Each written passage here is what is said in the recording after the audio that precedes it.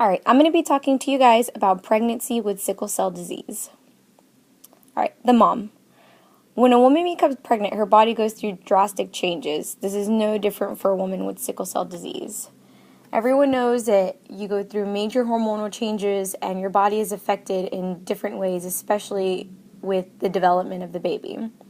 Now, a woman with sickle cell trait as opposed to sickle cell disease might not have too many changes in symptoms because the trait isn't going to affect her that much. A woman with actual sickle cell disease, if she has really serious problems before the pregnancy can actually complicate them even more, which could become life-threatening. So that leads to the question, what kind of problems for the mom? Any pre-existing kidney disease can actually worsen due to pregnancy. Any congenital heart defects that the mom has due to the sickle cell disease could cause problems to the mom and the fetus, once again because of the way the blood flows. The woman with sickle cell trait, as opposed to the actual disease, could just develop iron deficiency sickle cell anemia. And with both women, trait and disease, UTIs are very common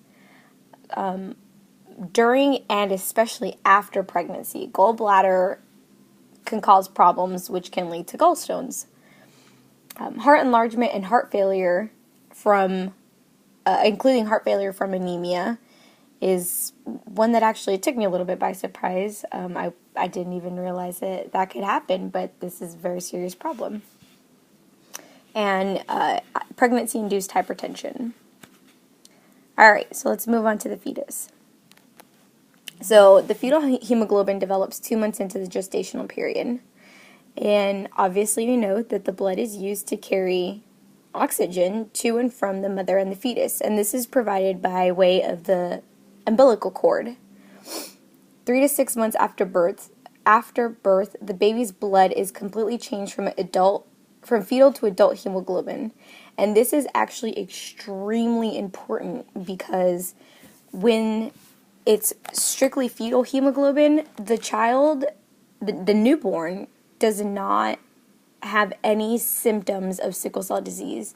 They don't go through the pain, and they don't start developing any problems until after their hemoglobin completely changes. So that in itself is a little bit of a relief on a parent knowing that your newborn isn't automatically in pain as soon as they are born. Alright, so next slide for the fetus. Alright, so besides the development of the blood, when you reach 2 months of gestation, the fetus should continue to grow fine. There was actually a study conducted where they took 41 moms with sickle cell disease and 41 moms with no sickle cell disease or sickle cell trait and compared the weight for the child at the gestational periods of 15, 25, and 35 weeks.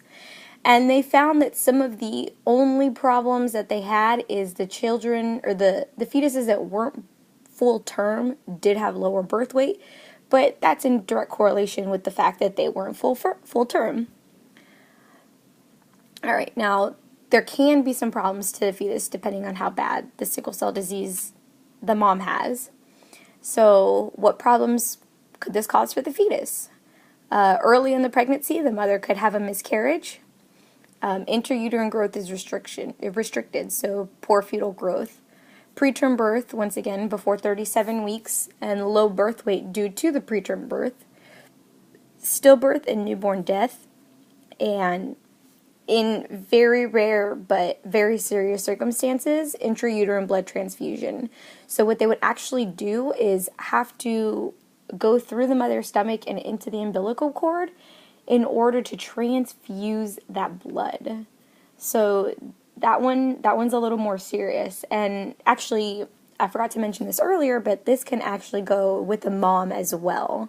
The mom can end up having a blood transfusion after she gives birth because her clotting abilities aren't as high due to the fact that her cells are sickle shaped. So there you go.